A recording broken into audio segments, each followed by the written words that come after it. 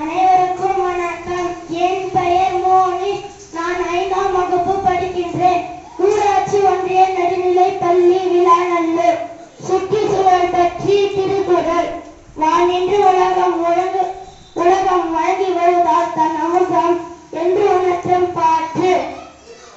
மணி நீரும் மண்ணும் மலையும் மணி நீளும் காடு உடைத்து அரண் செயற்கை எறிந்து கலைத்து உலக